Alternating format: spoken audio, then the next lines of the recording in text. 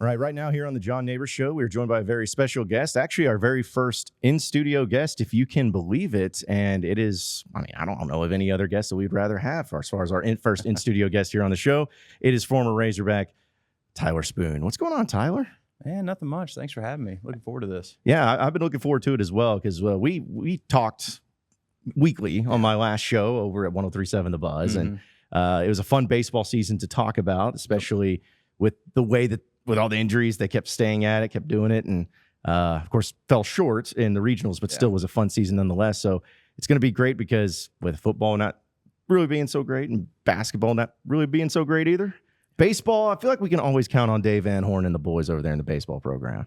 Yeah, knock on wood. I mean, it's year in year out, it seems to be a pretty well-oiled machine. So, Coach Van Horn does a great job having those guys ready. And again, we knock on wood again. The team looks pretty good this year, so I think it'll be a fun year. I do too. I'm excited just about having the success that comes along with the program and knowing that it's always going to be, like you said, a well-oiled machine. But the expectation is extremely high on this team, which I think if you're a Razorback baseball team, it's always going to be high because it's Razorback baseball. There's a standard that's been set. But I know that when you were playing, and there was always a high expectation there, but as far as how Dave handles that with his team and knowing that there's going to be a lot of outside noise, preseason number 1, number 2, a lot of preseason all SEC, all Americans, whatever it is, how does Dave kind of address that with his team normally? Yeah, so in 2013, we were preseason number 1, which was, I think maybe the first time in school history. It was a big deal. And, he was pretty straightforward about it. He just, calls it how he sees it. And he said, hey, we're preseason number 1, but it doesn't mean anything. At the end of the day, we all know we've got a gauntlet of a schedule. We've got to make it through the SEC. Said, doesn't matter. Nothing matters until we get to postseason. And we got to make it to postseason. And then once we make it there, we'll play our butt off and try to get to Omaha and see if we can win the whole thing. But, he doesn't hide from it, doesn't run from it. He just said, hey, this is what it is. Embrace it. Doesn't mean a thing. So, and we all understood that, and we kind of took it to heart and just knew that, the one next to our name at the beginning of the year means absolutely nothing to anybody. So he does a good job of making sure we're prepared and knowing exactly that it doesn't mean that we've won the season already. So yeah, well, I know you always follow the team each and every year, and looking at this team, we know how the expectations are, but just you personally, is there something specific that you're pretty excited to see? Either guys coming back, transfers coming in, maybe some guys that maybe take another year after development, but what kind of excites you about this team right now? Bahama Aloy. Yeah, dude, that guy is fun. I don't know. I haven't heard enough about him. And so, Bobby Warnes is a good friend of mine. He's just told me how good of a hitter he is. And so I went and, watched BP one day last week, and it was special. It was, it's one of those deals where you don't see a shortstop that hits like that quite a bit. It's hard to compare him to anybody that's been here at Arkansas. The battles, I think, just defensively was so unbelievable. But I think Aloy is going to have a little bit better of a bat. So, which, again, Battles was a phenomenal player, great hitter, great defender. So that's hard to think about. But obviously also Hagen Smith. I think just the buzz around him and, what he's done so far in the fall. And, he's just a third-year veteran. So I think the sky's the limit for him, and I think it could be a really, really special year for him. And, if he just stays the course and does what he does. So.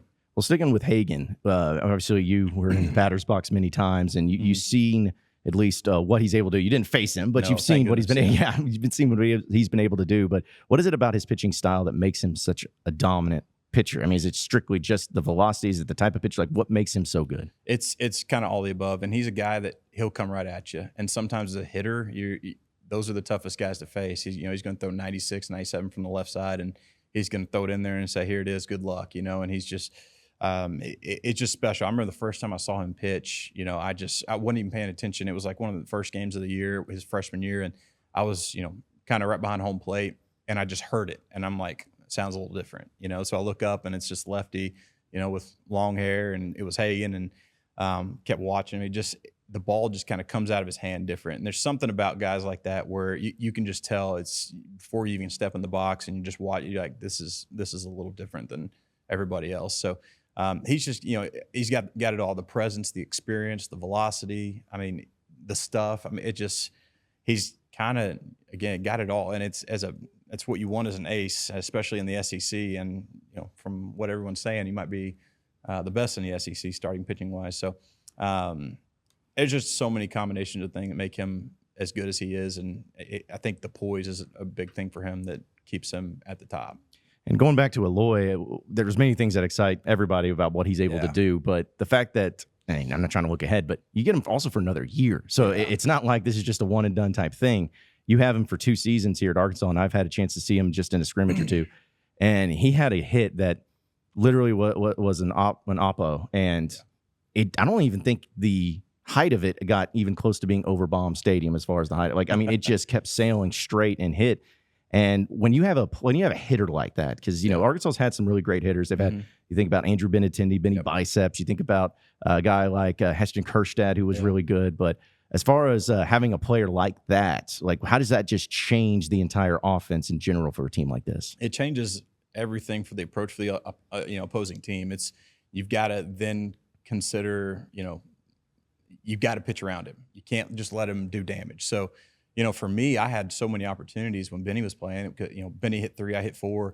Benny would either hit a home run, hit a single, double, or he'd walk. It seemed like 60% of the time. So if Benny was on first base, it was almost a guarantee he was going to try to steal. So I would almost just wait until he stole second base, and then I would just get an opportunity to drive him in. So, but it changes, but once that guy gets on base, the other team can't give another base runner, up in that inning. So they've got to come after the next guy, which, gives you a lot more opportunities and a lot more pitches to hit, which was the position I was in. So having a guy like that will make the guys behind you better, and it'll make the guy in front of you better, because if you've got a runner at first with nobody out and you've got Kjerstad on deck, well, you sure don't want Kjerstad coming up on, with 2 guys on. You'd rather, hey, let's try to just go after this guy and, get at least 1 out instead of, trying to play it safe, conservative. So it just changes the entire game plan of how a team and how a pitching staff will pitch to your team just because of one guy, essentially. So it's a huge benefit just for the offense as a whole.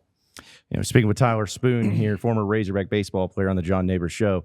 So Tyler, I know being like outfield, a little thing about it, but you got Kendall Diggs who's there, who honestly was a player that I don't think people were expecting, or even Dave was expecting maybe to play as much in the outfield last year, being the DH, but then because of injuries, he got a lot of experience. But then you also add in a couple of new faces there in the outfield, which, they're high quality guys, but just what do you make of that group entirely? But especially a guy like Kendall Diggs, who has gotten a lot of accolades for being a preseason All-American, All-SEC caliber player. Yeah, he's just as steady as it comes when it comes to offensive production. He's going to get on base. He's going to hit balls hard. He's going to draw his walks. He's just a very experienced and very, very good hitter. And, at the end of the day, outfield is a position that if you just put the time in, you're going to get better at, and he's done that. And you're going to sometimes, especially if it's newer to you, it may feel a little awkward, which is the position I was in when I came here.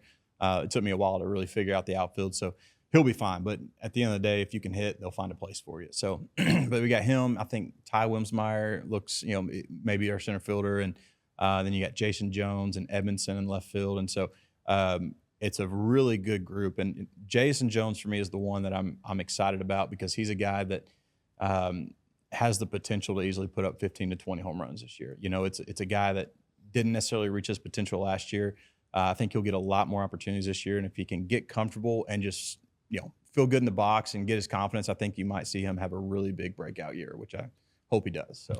So looking at it also from, I won't look at coaches. We know Dave Van Horn, but you got Nate Thompson, you got, a guy like Nate, that Hobbs, that's so great, Matt Hobbs, it's been so great for them. Mentioned Bobby, our guy Bobby, who's on staff. But just looking at the type of coaches that Dave Van Horn has had under staff, we talk about the type of coaching tree that some of these guys have. Well, if you look at it for Dave right now, not only is he doing it, but he's got a coach named Tony Vitello over at Tennessee that's doing pretty good.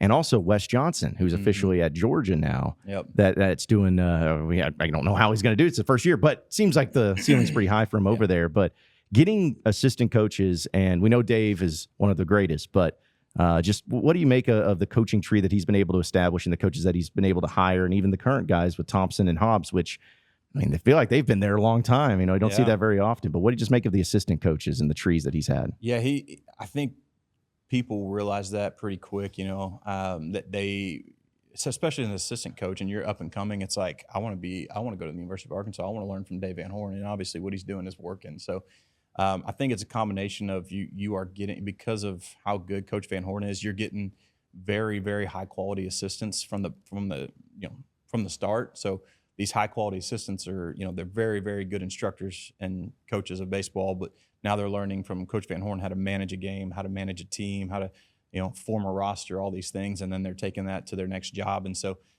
you add just their ability to coach and recruit on top of getting the experience from Coach Van Horn. It makes a lot of sense. It's just he just understands the game, and he understands exactly what buttons to press with guys at the right time. And just being able to learn from a guy like that as a coach, it's invaluable. It really is. So just speaks a lot to Coach Van Horn. And I think those guys, obviously Vitello has been incredibly successful already at Tennessee. And I think, Wes Johnson, I hear a lot of really good things about Wes Johnson. So I think he's going to have a great, Georgia's kind of a gold mine. Yeah. It's like the talent around Atlanta area is crazy. So I think he's going to come in, and I think he's going to do an incredible job. So you had Vitello as your coach. Vitello, yeah. What was his, people feel a certain way about him around Arkansas just because that one moment, that always said. But what was it like playing for Coach Vitello? Love playing for Vitello. And that's the thing. As a player and probably even as a fan, when he's on your team, you love the guy, and so he just has that fire and that passion. What you probably have seen from him at Tennessee and what you don't like about him is what we loved about him as a player, because he went to war for you. He had your back. He was at all times, he was on your side and try to do it the best, whatever he could do for you as a player. But I understand where people come from when they see everything on, what he does on the opposing. I get it. I understand why you may not like him. I get it. But again, as a player, my experience with Vitello, loved playing for that guy. And he's just a guy that will go to war for you and do whatever he can for his players. So I have a little bit of a theory here. All right. This is my theory. I want you to stay with me on it. Dave Van Horn wins the College World Series this year. Okay. Gets it done. Dave's like, I've accomplished everything that I wanted to do. And he's like, I'm going to go out on top with the national championship, College World Series title, maybe even throw in another Golden Spikes this year, something like that. And then Tony Vitello takes the job the next day as the Razorback head coach. Like, if that happens, that's my theory. I'm calling my shot. But if that happened, how would you feel about that? I think as a fan and as a former player, I think it's hard to be upset about that decision. Yeah. So the guy's just been a proven winner, and I understand people don't like the way he acts and don't like how he goes about it. And I get it. I understand. But, at the end of the day, someone that was around him almost every day, the guy is a fierce competitor and really wants to win. And as he, Coach Vitello was very young for a coach in the SEC. As he goes on and continues to learn and be in the SEC, that's going to calm down. It's going to happen, But again, he's got that fire and that drive and that passion, an incredible recruiter. That's what you need in a head coach, and that's what you want in a head coach. And so I would have zero issue if Tony Vitello was the head coach of the Arkansas Razorbacks at some point. So. Okay, good, because I would not have any issue with it whatsoever either. And I just feel like it would be such a fitting thing. And it'd be nice to kind of stick it to the Tennessee fans who think that's like, oh, he's here forever. It's like, okay, yeah, that's cute and all, but we appreciate you holding on to him while we had our success. But that's the thing is, like, baseball, and especially college baseball, it's changed so much just in the few years since you've played. Yeah. And it continues to be a sport that has been on the trajectory of growth. And, I remember, and I don't know if I'm sure you do too, Tyler, like, if you had a Razorback game on ESPN at any point in time, or ESPN2, like that was a major deal. If you got to see the game on TV, and now you got the SEC network, you got live streaming, the College World Series, the everything's on major networks now, and it's just incredible to see the growth of the college baseball game year after year, time and time, to where I don't know what the end game is, but it's just good to see just in a few short years how much it's grown over the past few years. Yeah, it's been awesome. I mean, I'm a baseball nerd, college baseball nerd, right. I should say. But it is awesome to be able to just pull up the ESPN app and watch any game I want to. And I think it's just people are starting to really understand how intense and how, just fun the college game is. And, college is just like, football and basketball. in professional sports, when you get to football and basketball, things are not as crazy and like the outcomes aren't as wild, and people are starting to realize that with, college baseball especially. And the thing with college baseball is you only have 56 games. Yeah. You have 56 games to make it to postseason, where the MLB you have 162. It's a big difference. So losing, 8 out of 10 games in MLB is not a big deal, but losing 8 out of 10 in Division I baseball is a big deal. That's 20% of your season basically. So there's just a lot more intensity, a lot more passion, and again, crazy things happen in college baseball, and it's so fun, and that's what I love about it. So. Yeah, it's chaotic. That's why they always talk about the number one seed almost never wins the whole thing, you know, and just how rare it is. And I have a few questions though for, since you're a baseball guy, college baseball nerd. Yeah. Help me out with some things, and maybe you can, provide some explanation for me, because I'm not a baseball guy. I'm an idiot, and I try to just go along with it. But for the SEC tournament, why is it formatted the way it is? I feel like it would be so much better served if it was single elimination across the board. Yes. But you got the double elimination, or single, then double, then single, and it just feels like it's too much over. So SEC tournament, can that be fixed, or do you like it the way it is? I think single elimination would be ideal. I don't know why it's structured the way it currently is either. But if you had a single elimination, at the end of the day, it's one of the unspoken things where, do you want to win? Absolutely. Do you care if you lose and go home and get ready for a regional that actually really, really matters? You're not that upset about it, And so, but you play every game to win. And that's where it's like, you never try to lose a game. And Dave Van Horn is never going to want to lose a game. That's just how that's who he is.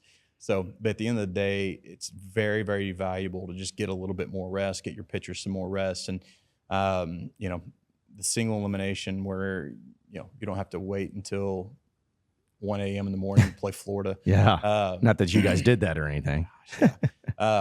Stuff like that where you can eliminate, and the rain delays, and, just get it in, get it out, try to not get the tournament done as fast as possible would be ideal. And, at the end of the day, you don't play in the SEC to win, you obviously want to win an SEC championship, but you play in the SEC to win a national championship. That's what you want to do. So what about it being in Hoover? I think you're the SEC dadgummit. You should be able to play in a major league ballpark. I don't care if it's Globe Life. I don't care, if it's in Atlanta where the Braves play, wherever. But I feel like if you're the SEC, like you said, you play to win national championships because that's the standard. Nothing against the fine city of Hoover, but I feel like there could be some better places. I say that, but then the coaches apparently this past year voted unanimously to keep it there in Hoover. Yeah. So maybe I'm looking at it differently. Yeah, it's there's something about Hoover. I will say that. There is something about Hoover that's like, you get to that ballpark, it's massive, and it's just got a feel of like, okay, this is the SEC tournament. So, but I don't disagree with you either. Okay. I think it would be cool to have the SEC tournament and Globe Life and, in Atlanta, or, somewhere where there's a major league ballpark that is kind of semi-centralized.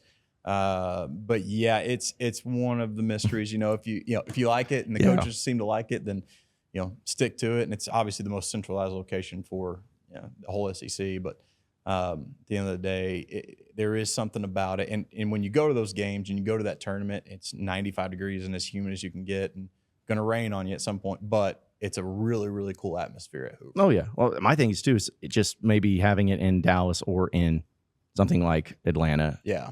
It's easy to fly into those places, I feel like. Easy, yes. They have big airports. they are easy. Yeah. So I was like, why not do it that way? Like, just where fans can go in a little easier. But, I don't know if that's ever going to change. I've never had a problem with the Hoover Met, just until they got to the point to where I think the Big 12 championships and the tournament is in Globe Life. It is Globe Life, yeah. So, I don't know. Maybe that'll be something that changes eventually in part of it, though. Yeah. But just where the game's at currently, just the college baseball games, is there something that you would like to see, rules or anything, changed, adjusted, anything for the future moving forward? Yeah, I say yeah.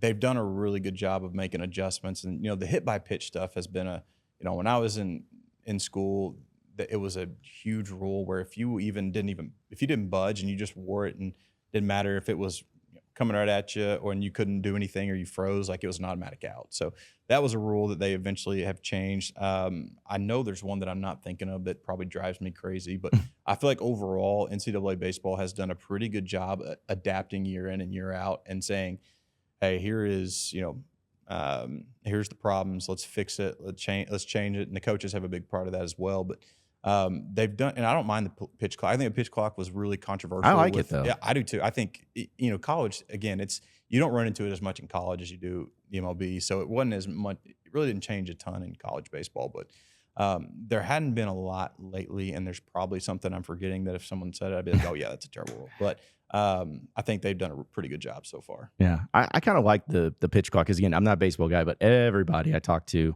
was not a fan. I remember also was having Trent Daniel on my show, and at first he's like, I hate this, I don't like it. But then time wore on, he's like, I kind of now actually like it. And that maybe is more surprising where his baseball, as you know, people very traditional. They like keeping it the old way and everything. I feel like, and I don't know if you felt the same way, that everybody I've talked to that maybe hated the rule at the beginning has come around on it. Like baseball people have come around on it, which is nice. It kind of shows, hey, change can sometimes be good in the game sometimes. Yeah. So. No, I agree. I think it kind of goes back to, like you said, it's a lot of people love the traditional way, but I think when you realize that the pitch clock in college especially really didn't change the game that much, it just kind of changed like all the unnecessary delays where it's like miscommunication between pitcher and catcher or whatever it was, that little stuff that, as a player when you're in right field and it's like, okay, it's been a minute and a half and we haven't got this pitch call in, like you're happy to see that stuff go away. So, but yeah, at first it was kind of like, not sure about this, but I've kind of come around to it. And I think it's just made, and I think as a pitcher, you would think as a pitcher, you like being in a little bit better rhythm where you're not thrown off as much. And if you can just get up there and just have your pace and like you can just, steamroll ahead, I would think it would be a lot nicer. And as a hitter, I'm like, well, I want to slow this pitcher down all the time. That's what I'm always trying to do. And you don't have the ability to do that as much. So as a pitcher, I think I would really love it. Okay. So I think overall it's not a bad thing. I think it's probably more beneficial than not beneficial. So were you one of those guys that had to the batters always had to rewrap his gloves and everything, like the ones that they probably made this rule for? You having to call time? Were you one of those guys? No, I was like getting there and get ready to hit kind of guy. I was impatient. So. Good. So the rule was not made for Tyler Spoon. It was made for other people too. Do you still keep in contact with a lot of your former teammates? I know there's guys still in the big leagues that are there. Just how much in contact do you stay with a lot of your guys that you played with at Arkansas? Yeah, I still stay in contact with quite a few of them. Obviously Bobby quite a bit, Benny quite a bit. Shaddy quite a bit. I mean, there's a lot of guys that necessarily we don't text back and forth a lot, but if I saw them, give them a big hug, and so I try to keep up. I keep up with the guys that are playing and follow them. The Brian Anderson, Matt Reynolds, which I think he's going overseas now. But, Stanek, all those guys that I played with that I'm like I've got the personal investment in guys that I played with. I want them to do really well and all that stuff. I keep up with all those guys. So. But, and Clark Egan and Zach Jackson, a couple guys that are here as well. Zach's about to go off and play again. But, I keep up with a lot as much as I can. And, as life goes and kids come around, it's harder to keep up with guys like it used to be. So, well, I think all Razorback fans just kind of hope that there's like this group text that every like Razorback team is involved in, and you guys just text each other all the time about what's going on and, what are you watching the Razorback? It's probably what everyone hopes for, but I mean, as you mentioned, time and what everybody's doing in their lives and everything. And even a guy like Benintendi, I mean, had one of the greatest single seasons you'll ever see. And in fact, he's still playing and he's up in Chicago now up there. It's like, it's cool to see I'm sure, especially for you, a guy that you knew personally, you hung out with, you played with now, being in the big leagues as well as some of the other guys you mentioned, it's got to be a cool thing to just, know where, I mean, I'm sure you would have rather also been in the big leagues too, but to still see them grow and continue to be doing some great things there too. Yeah, thanks for bringing up the fact that I didn't make it. Yeah, I had to do that. No, but yeah, it's really cool seeing, guys like, Benny was in our wedding. So Benny's a good friend of ours. And me and Benny and Bobby, we have a good group chat, goes on constantly. And but it's fun to see those guys. And Benny is one of those guys that's just, if he walked into a crowd, you probably wouldn't recognize him. And that's exactly how he wants it. He's not a guy that loves the attention. He's not a guy that loves, the spotlight on him or anything at all. He just wants to be low key, play ball, and go home. So that's so a lot of the guys we play with were just good guys. Zach Jackson, awesome. Stanek, awesome. Reynolds, great dude. So it's cool to see those guys succeed and do what they've done and at such a high level, and it's fun to follow along. And watch them hit their home runs, big strikeouts, whatever it is. So it's really cool. Yeah, and especially being able to see how much, like, you mentioned Benintendi.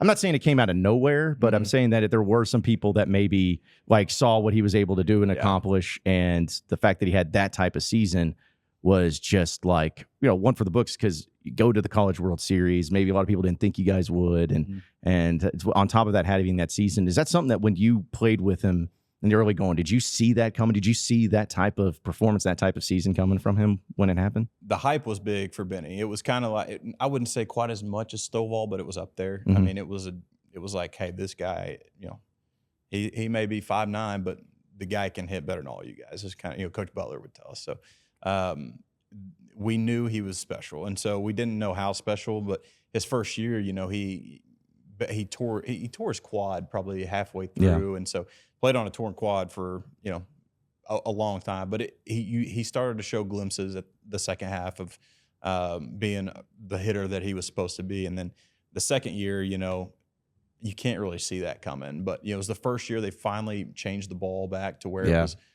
wound a little tighter, and when you actually hit a ball well, it would go over the fence like it should. But what he did was just something I still to this day have never witnessed or experienced anybody else do, and I don't think people realize how good he was for the stretch that he was. It was truly incredible. It was a time when he hit 20 home runs when guys were not hitting 20 home runs like they are now. It was a deal where probably the equivalent of like maybe 30 today or whatever it is. So it was a deal. I think there were maybe 3 people that had 20 home runs or something. So he was doing what no one else was doing at that time, and he did it at such a high rate and stole bags, walked at a crazy pace, and home runs, double. I mean, it was just unbelievable and really, really fun to watch. It was sometimes you just had to sit back and be like, wow, this is crazy. So yeah, I mean, I think that's how everybody had to just sit back and watch it. Where, I mean, to have that type of excitement where, baseball, you have individual achievement whenever you get up to the plate, but just it's I don't want to really go above and beyond, but I know you're a golf guy, but thinking about, they always mention the Tiger factor when it was in golf. I feel like when you have a player like that and opposing pitchers are going to go up, it could be a Benintendi factor of like, okay, this guy's really good. If I, it almost gets in your mind a little bit. So not just the way that he plays and how good he is, but also just the psyche that he can put into opposing pitchers and everything. And who knows, maybe somebody like an Aloy this year can do that. But that to me, it maybe doesn't get talked about enough, is just how much psyche that can have on a pitcher whenever they're facing a guy that they know can blast one from any place in the ballpark too. Yeah, it really is. It's kind of like we talked about earlier. The entire game plan changes for how you pitch the lineup. It really does. But it not only does it, it opens up everybody else in the lineup to more pitches to hit, because if they're not going to throw a pitch to Benny, well, they're going to give me some strikes to hit. So it's just like naturally I was getting more pitches to hit, So, it's just very, very, very important. I don't think, and that's the value of having a dude where that's like, this is the guy. You don't let him hit the ball. So you have that guy just completely makes your entire lineup better. More guys get on base and get more opportunities to hit good pitches. So, who was the best pitcher you ever faced when you were at Arkansas that you remember? A guy that, whether he's in the bigs now or a guy that you just knew was really good, is there one that really stands out to you? At Arkansas was Aaron Nola. Had to be. Yeah. Just the best overall pitcher, hands down, was, the guy would throw it as a right-handed hitter. It seemed like the ball was coming from behind your back at this 3/4 arm slot, and he would put it, this far off the plate, exactly where he wanted, and get the call, and you can't touch it. It's just tip your cap and go about your day. But he was just so tough. Really, really knew how to pitch. Had really good stuff, and it was just, obviously I think he was runner-up for a Cy Young recently. I can't remember what year, but yeah, he's had an incredible career. Long story short, so. He was hard. He was tough. Yeah, because I talked to some of the baseball players that's on the current team, and I always ask them, hey, facing Paul Skeens, a guy who was obviously really good, and it was kind of surprising where, and I don't know, maybe it was just a little bit of an ego, but a lot of them said that it was the best pitcher they ever faced, but there was other ones that were like, I wasn't the best that we actually faced. So that's why it's always so fascinating, because you could see in your mind like, oh well, this guy, number 1 overall pick or whatever, had to be the best pitcher you ever faced. But in some cases, for certain batters, whether it's righty or lefty or whatever, doesn't always mean that was the toughest or the best pitcher you ever faced too. Yeah, and there's a difference between the best pitcher and the guy who has the best stuff, and so it's 2 different answers for that. Jacob Lindgren was a guy that not a lot of people probably don't remember, but he was at Mississippi State, and I think he went first or second round to the Yankees, but didn't really pan out. But that guy, he was 97 from the left side, and he threw a slider that you never saw the ball. You couldn't see it. You couldn't see the spin. It was one of the anomalies where it was like, I don't know what this guy is. It's probably like Kevin Cott when, but he, the thing with Lindgren, he didn't throw as many strikes as an Aaron Nola, but the stuff was just electric. I mean, it was impossible to hit, it seemed like at times. So, stuff and pitchability are just two separate terms, and Aaron Nola just had the entire package of good quality stuff with the ability to pitch and put the ball wherever he wanted to. So, it's a difference. Guys will go one way or the other when they tell you who the best pitcher is. So every time I hear heat waves, I still get teary-eyed. I'm not kidding. Like every time I hear it, I just think about that year and that season of Kevin Kopps. And I know, again, we talk about Benintendi and the great year that he had for a pitcher and for a guy that, I mean, came out of nowhere originally for that year. I think he was 25. It's like his final year to do something like that. And again, Benny had a great year. I know Kerstad, had a great year. It's just, man, it sucks that we got robbed from his final year for COVID. But just think about some of the great performances. But that one may have been one of the ones where everyone was like, I don't know why this is happening, but we love it because it is a lot of fun to see him come in and just blow through guys and really good batters, and they just don't know what to do with it. Like, what was it about it? Like, here's the type of pitch that he had just was unhittable. Just pretty much what it was. Yeah, I tried to get explanations on it but it's basically like a gyro pitch or whatever it is. So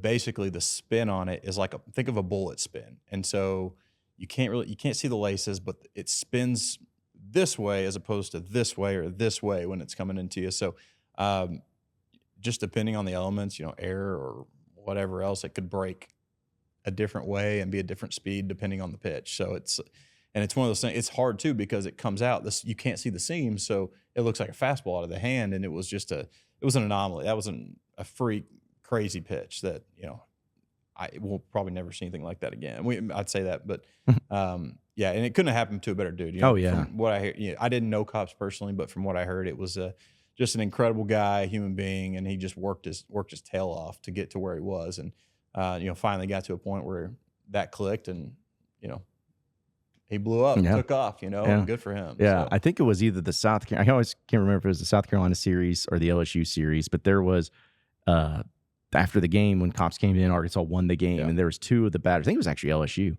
Two of the batters, and they were elite batters. They're all batted over like 320 for the year, and they were just kind of asked about Kevin Kopps, like, what is it that he's like? What did you see? And how you go? And I think he ended up going 7 strikeouts in the final 9 batters, something crazy like that. And each one of them were just like, I don't know. Like, they're just like, I don't know. Like, it looked like it was coming at me one way, and they were almost like laughing about it because they're like, it was almost blowing their mind how weird it was. And I think that's kind of the cool thing in thinking about Kevin Kopps and what he's able to do is, it's one thing if you're a Paul Skeens or somebody, or Kumar Rock or whatever, that's just really good, has, all the elements of a normal, great pitcher, elite pitcher, but to throw in someone like Kopps where you got guys who have been playing baseball pretty much their entire life, and they're like, I don't know what that is. I think that's always kind of the cool to the legend of Kevin Kopps too, for something like that.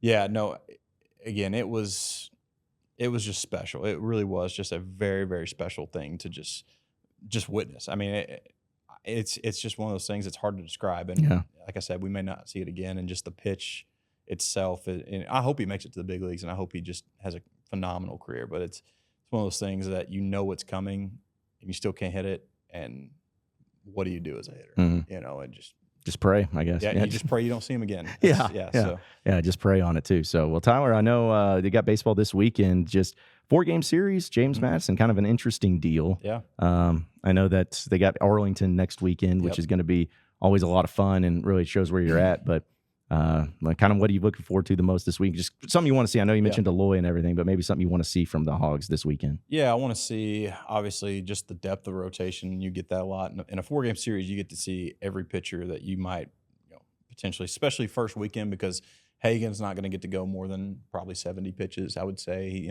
They're not going to run him out there for 100 pitches. So you're going to really get to see the depth of the bullpen this weekend. So we're going to get to see who's got the stuff, who may be a guy moving forward, but also offensively, you're probably going to get to see a lot of different combinations just in the field, at the dish. And so I'm excited to see what offensive players, what it looks like up and down the lineup. Because, we know who the main guys are. You got your Diggs, you got your Aloy, you got, McLaughlin will be a guy this year. Hudson White will be a really good one. It's another one.